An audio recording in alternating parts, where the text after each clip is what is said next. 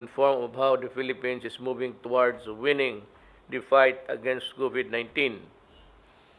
The coronavirus curve flattened, meaning to say that there are now less people with contaminated disease called COVID-19. Recent scientific studies have shown that COVID-19 curve in the Philippines has flattened. Walang mga no significant contamination has been noted by government. This means that the government effort that were guided by the best interest of public health and the crucial data provided by medical science paid off. Ito kasi mga kababayan ko, ito yung mga ginawa nating preventive measures gaya ng COVID quarantine. Nakatulong talaga yon. Malaking tulong yon because kukunti lang ang taong naglalakad na magko-contaminate ng iba.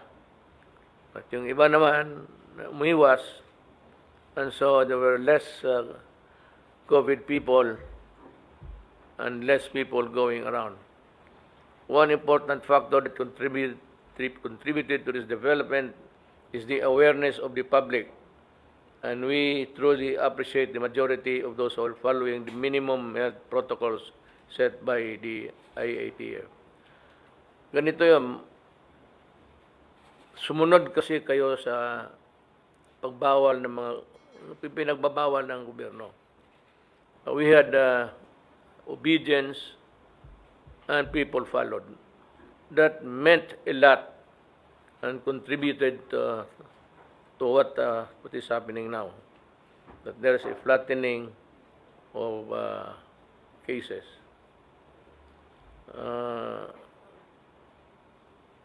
Yung local government executives also played a vital role in the implementation of antivirus or virus measures in the localities.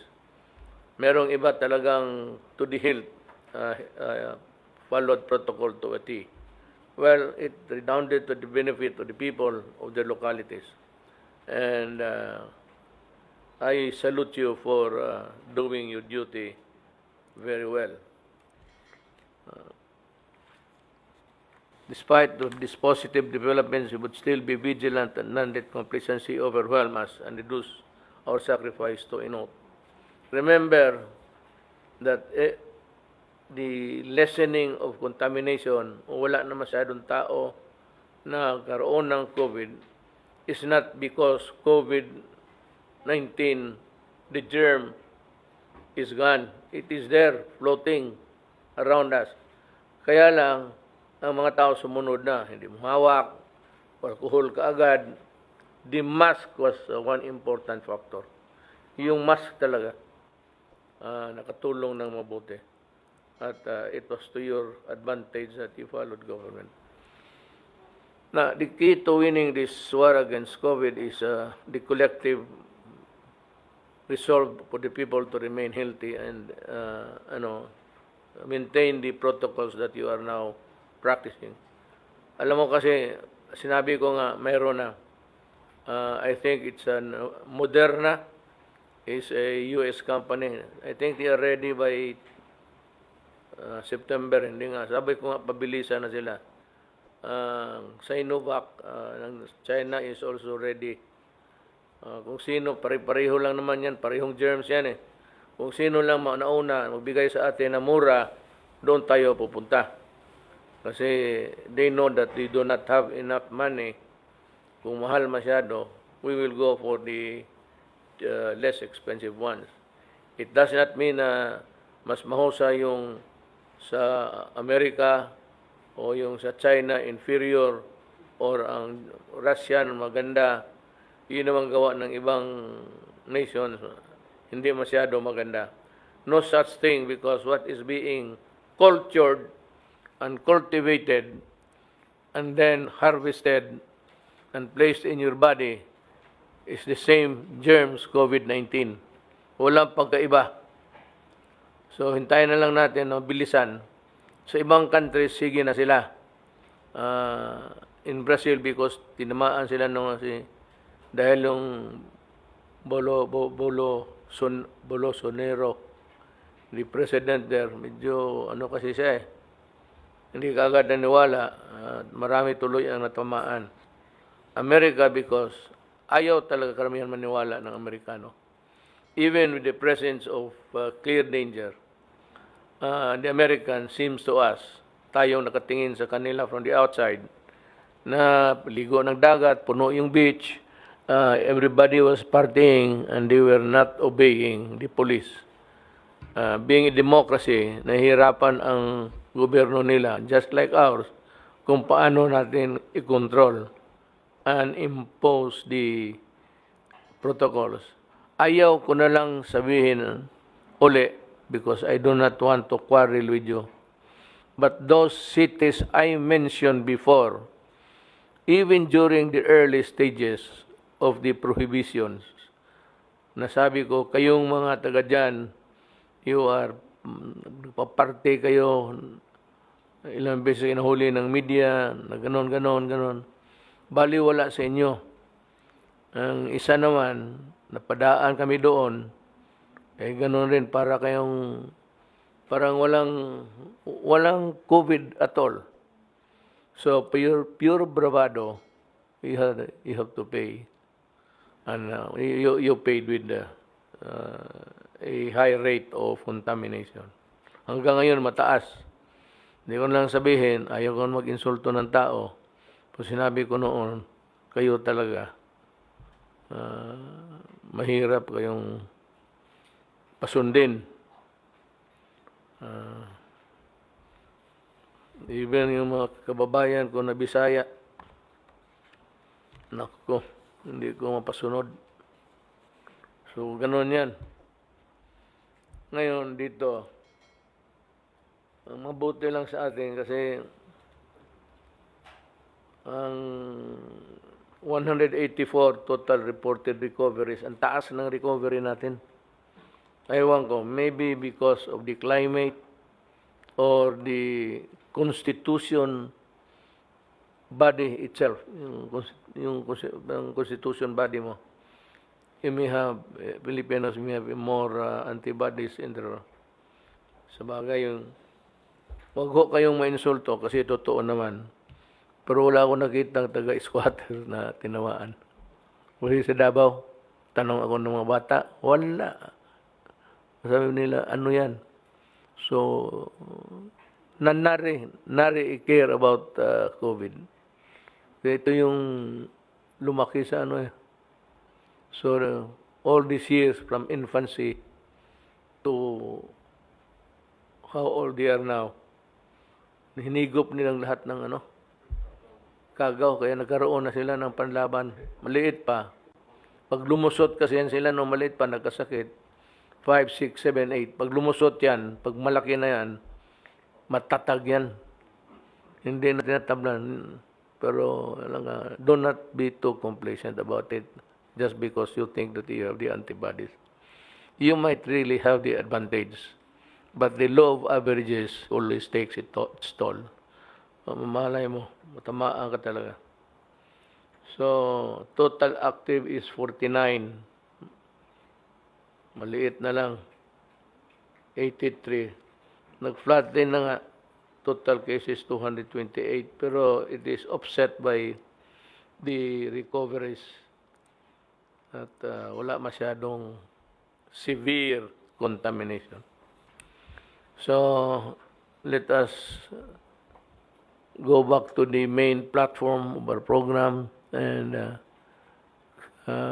if there's anybody who would want to report, kindly raise your right hand if you want to report first. Kasi wala, mag-ano na lang ako.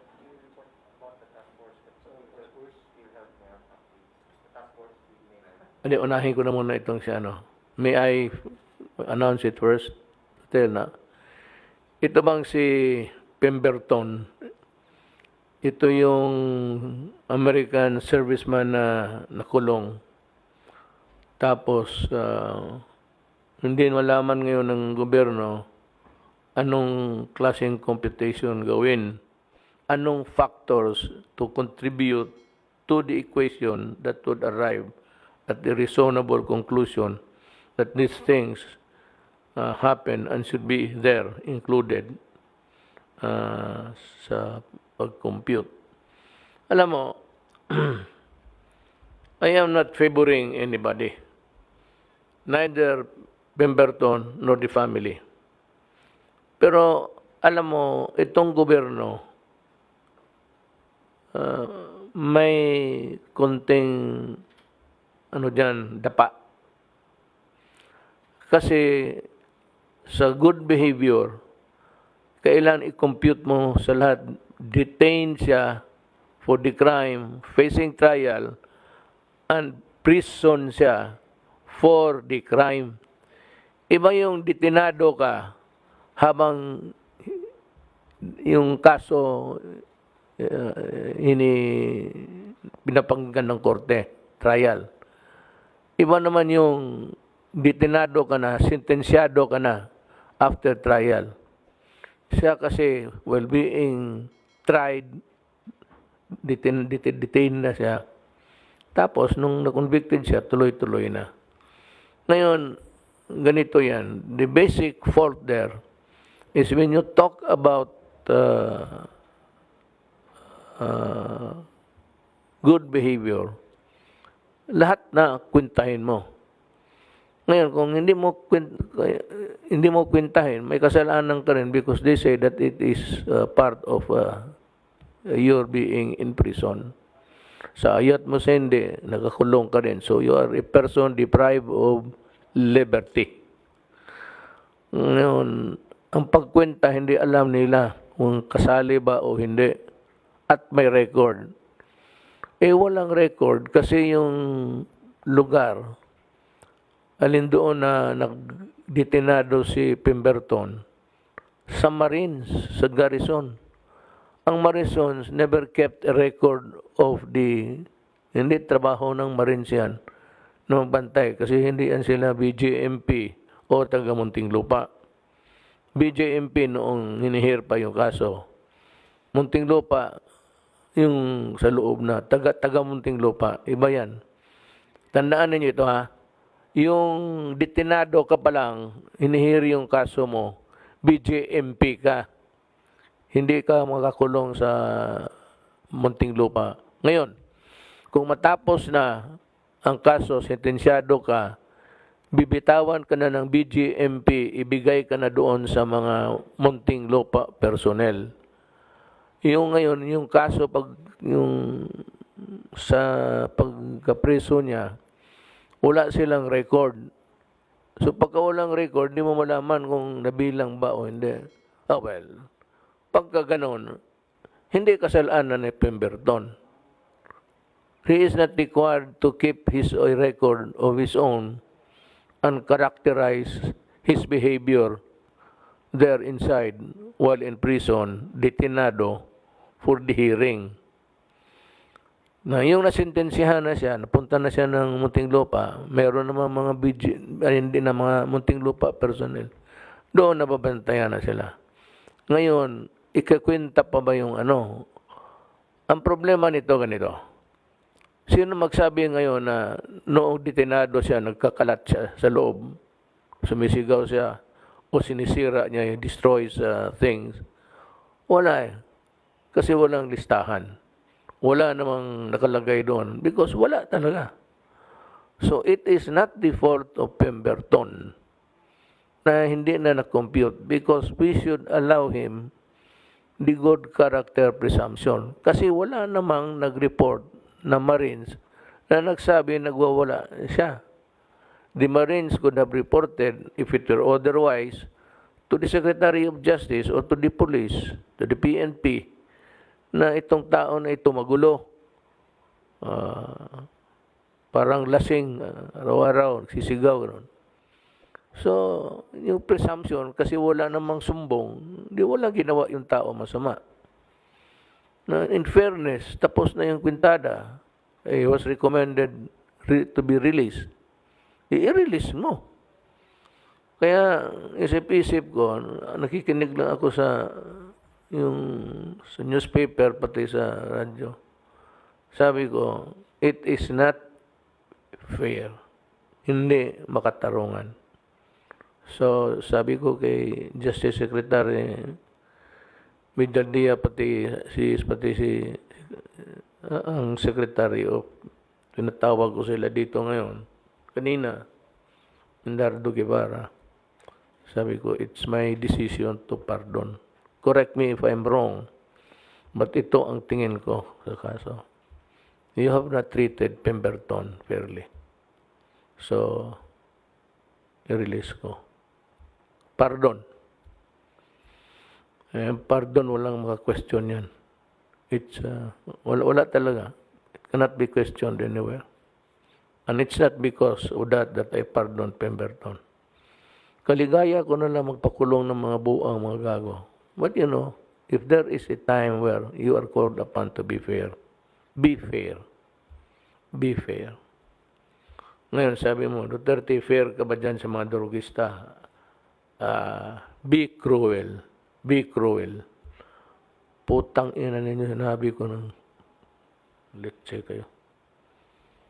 Sinisira ninyo yung bayan. We would like now to go to the report of the Secretary of Justice, Justice Guevara. Yung niya, update niya doon sa PhilHealth. Sir, go ahead, sir. Thank you, Mr. President. This afternoon, we called our very last resource person or witness in the ongoing investigation of alleged PhilHealth anomalies. I was there when I was called to this urgent meeting with you. But we expect that all our hearings will be concluded today, this evening, Mr. President. And since that particular resource person or witness is our last one, then starting tonight and the rest of the week, we will be consolidating and analyzing all the information and evidence that we have gathered through 7 hearings conducted by the task force since we formed it upon your instructions. So by September 14, Mr. President, that's on Monday, we should be able to submit to you our report and our recommendations, including the possible filing of administrative and or criminal cases against persons in PhilHealth who we shall find to be probably responsible for certain anomalies or irregularities. Meantime, Mr. President, the various composite teams that the task force created composed of representatives from the NBI, the AMLC, the PACC, and some other agencies which form part of the task force will continue, Mr. President, with building up the cases, because what we did during our hearings was basically to get a bird's eye view, an overview of the problems obtaining at PhilHealth, but the matter of building up actual cases will probably require more time because we've got to gather the actual evidence, procure the necessary witnesses to support the complaints. So we're hoping that we'll be able to file a few of these cases before we submit our report to you, or maybe even after. We'll just recommend in our report to you the filing of these cases. But the actual filing may happen, Mr. President, after the submission of the report, because of this need to make sure that any complaint that we are going to file will be backed up by competent evidence. So that's what our composite teams are doing right now. And even after the submission of our report to you, Mr. President, even after the term of the task force is finished, we intend to continue this investigation being conducted by composite teams, not just by the COA or not just by the NBI or not just by the PACC, but a joint effort of all of these agencies, focused and coordinated so that a proper build-up of cases can be done. We're very happy that the new president and chief executive officer of PhilHealth, whom you appointed recently, was a former NBI director. And we hope that with him there, it will be much easier for the composite teams of the task force who will continue investigating to be able to do their job more easily with former Director Geran at the top of the agency. So that's what we intend to do, Mr. President, for the rest of the week. And we hope that you will have the report in your hand at the latest on Monday, September 14. That's all for now, Mr. President. Okay, thank you. So it's a report that is expected with so much enthusiasm, actually, for those who are in the right thinking of what is right and wrong. Anybody else would like to make a report at this time? Kung yes, Secretary Lorenzana.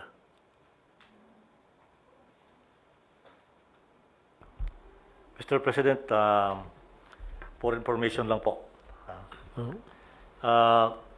Maganda po nangyayari ngayon sa buong bansa. Bumababa na po yung cases.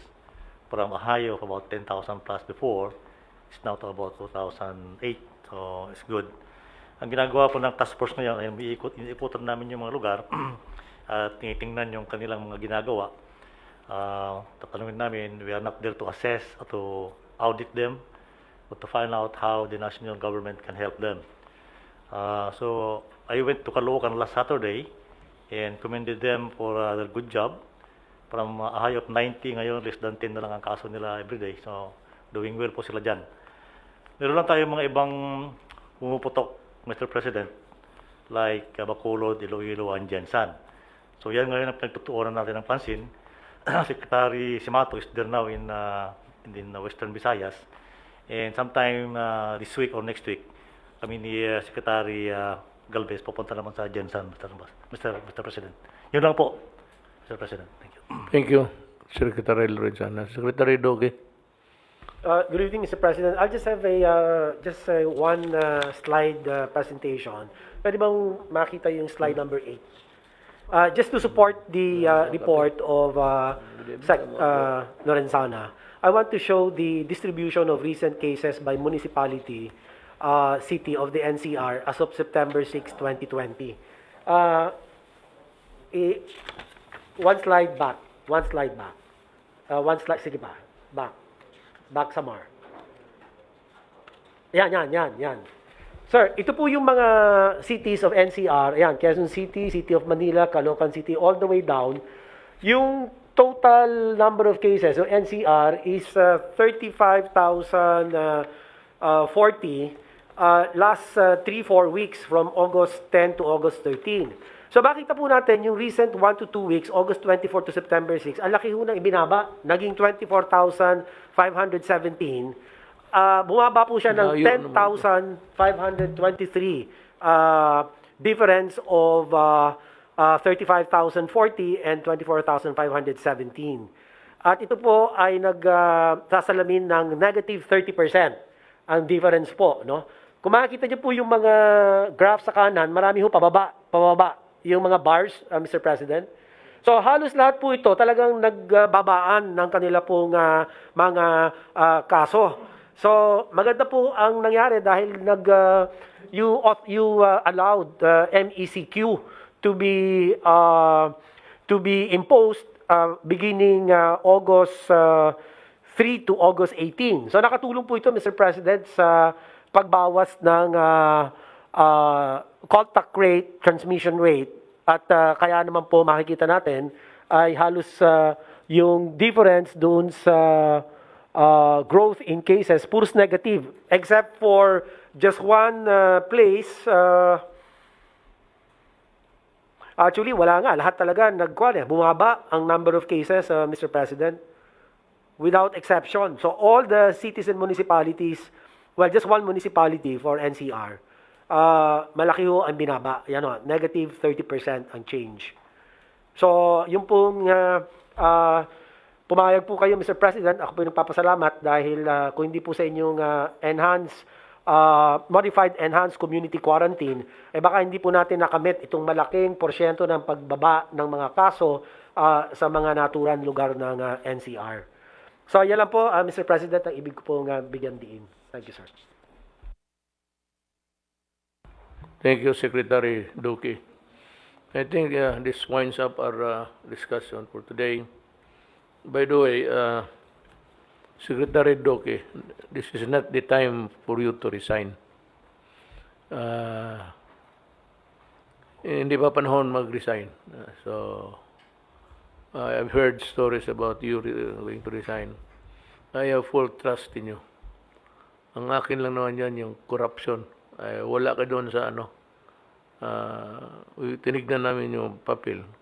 Unless there's a specific finding sa batas, sabihin mo lang sa akin. But as of now, I have full percent. There's an investigation going on.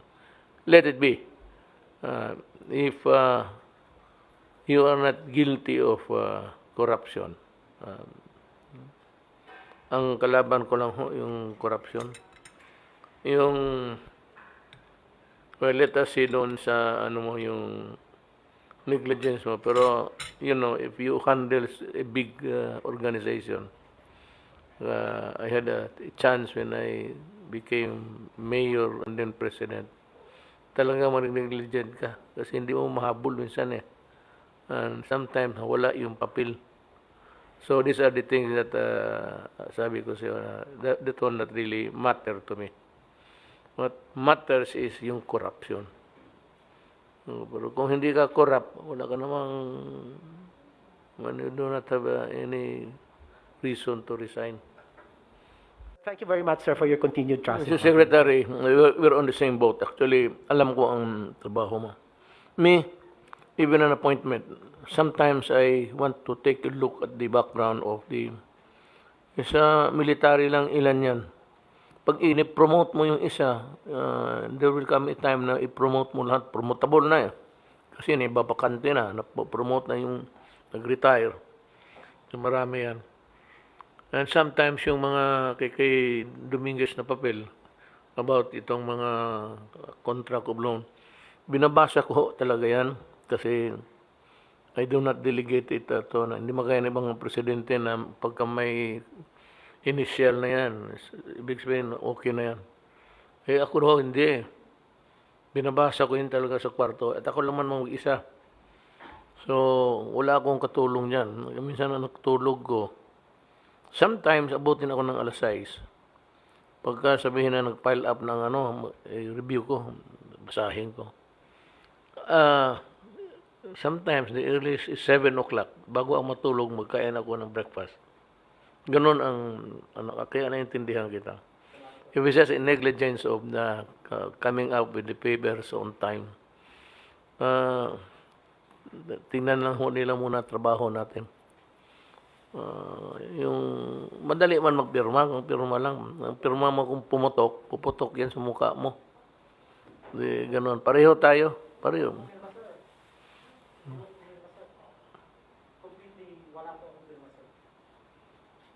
So, ako Katawa ko, I have to express my frustration, sir. I hope you don't mind. Yung mga pumirma, hindi man sila nirecommend. Yung mga pumirma, hindi ni-recommend for filing of the cases.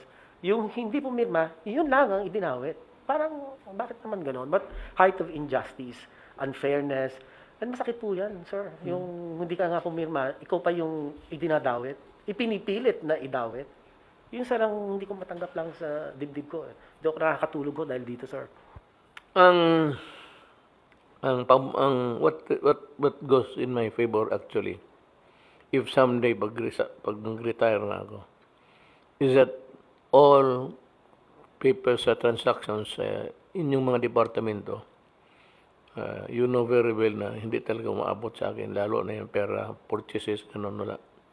Wala, hindi tayo ayaw ko talaga. And that has been the rule that I have imposed on you.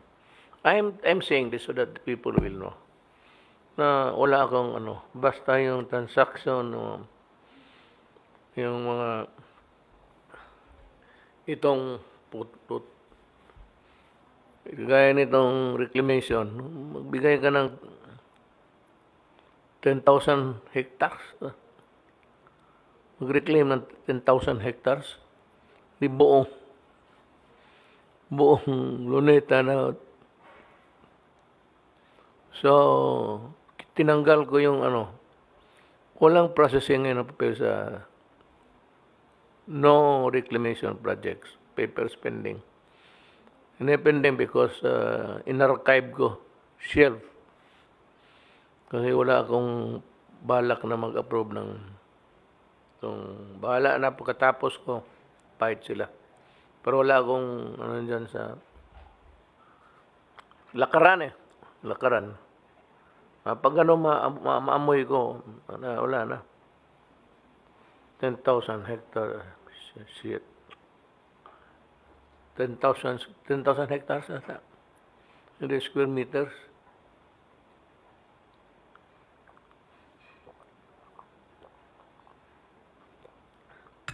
Kaya, one of these days, magtawag ako ng bakasyon. Bakasyon tayo, mamili ka sa lugar, secretary. Huwag lang labas sa Pilipinas. Dito lang. Maybe we'll visit Spratly. But we will also invite the Americans to come along. Going to a sightseeing tour. Nga pala yung sa China may bago ng ambassador. So, I hope everything will be the same as is. So, US pala, US. Ang China, hindi ko pa rin I have a meeting pa sa kanya.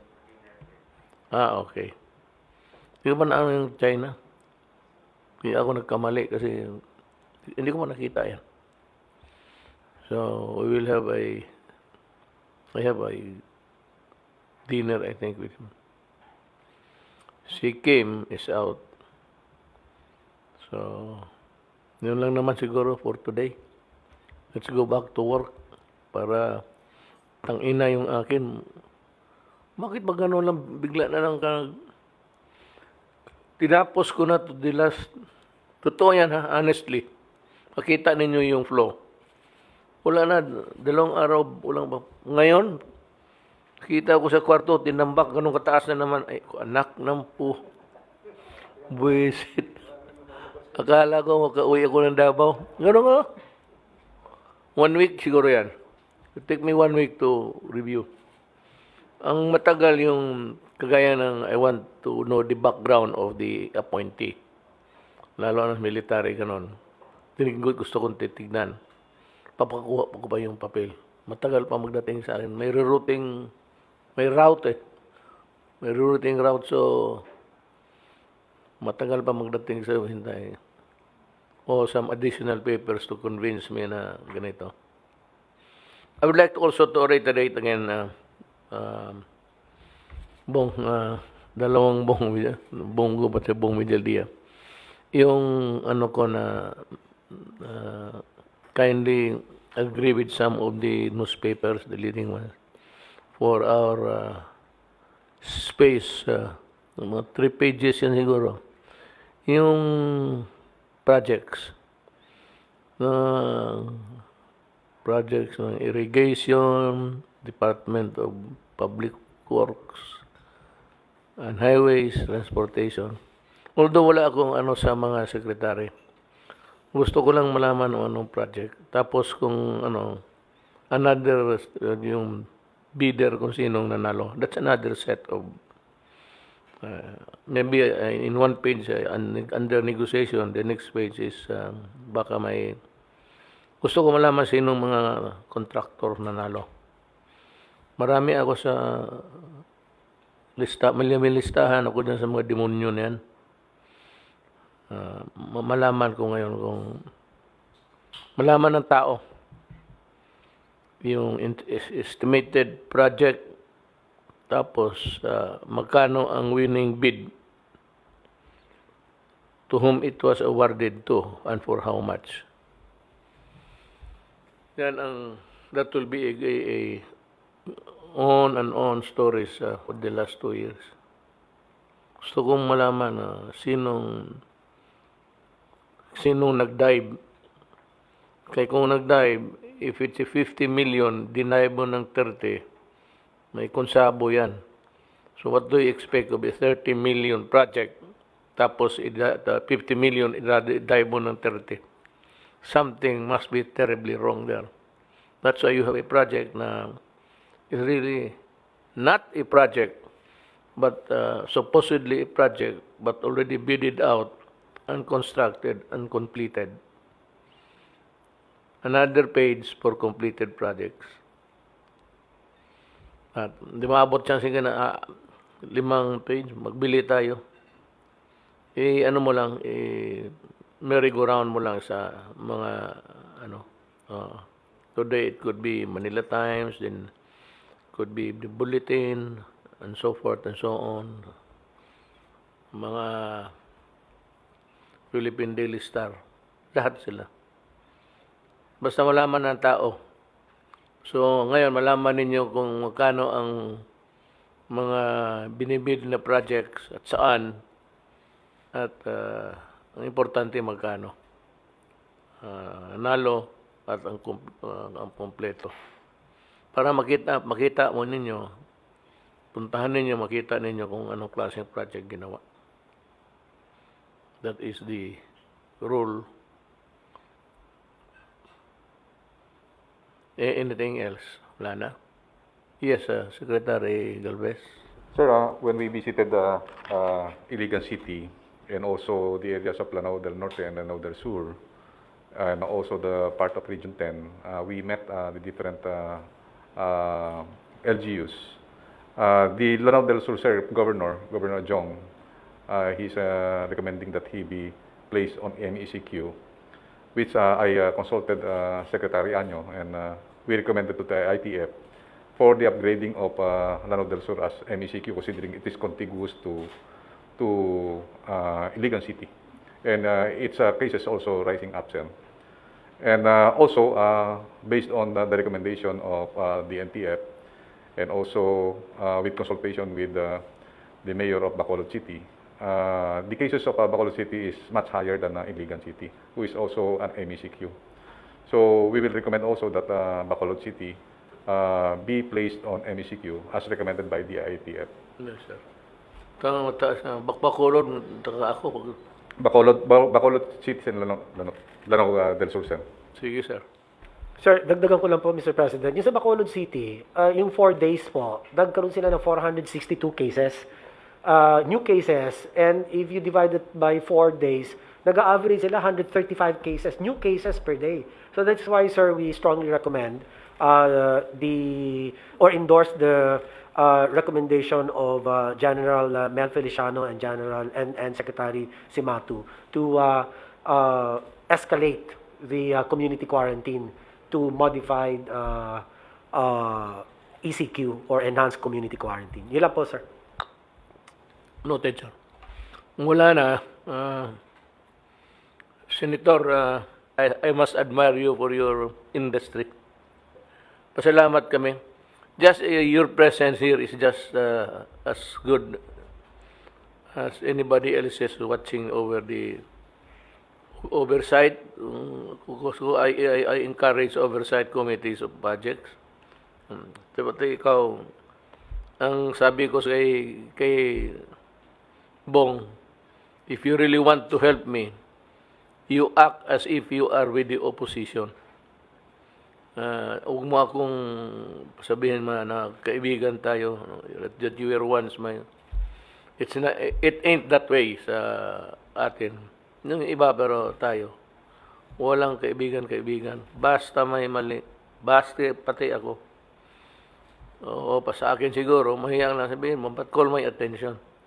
But you might want to, kung may ano dito masama na tinignan mo mapahiya ako, give it to another lawmaker.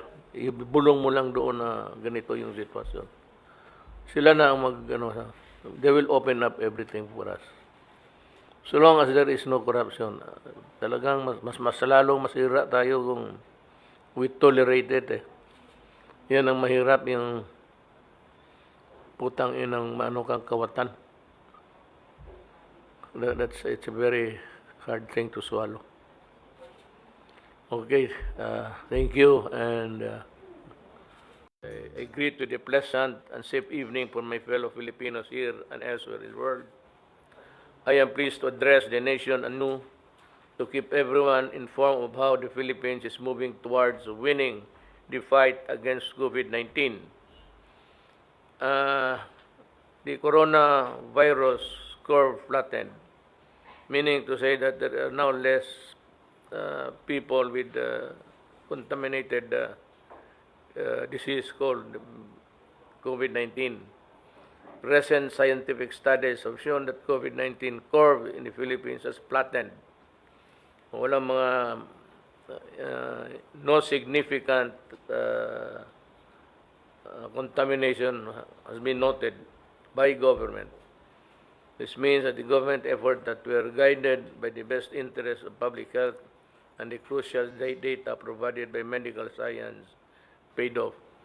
Ito kasi mga kababayan ko, ito yung mga ginawa nating preventive measures gaya ng COVID quarantine, nakatulong talaga yon. Malaking tulong yon because kung konti lang ang taong naglalakad na magko-contaminate ng iba. At yung iba naman, umiwas. And so there were less COVID people and less people going around. One important factor that contributed to this development is the awareness of the public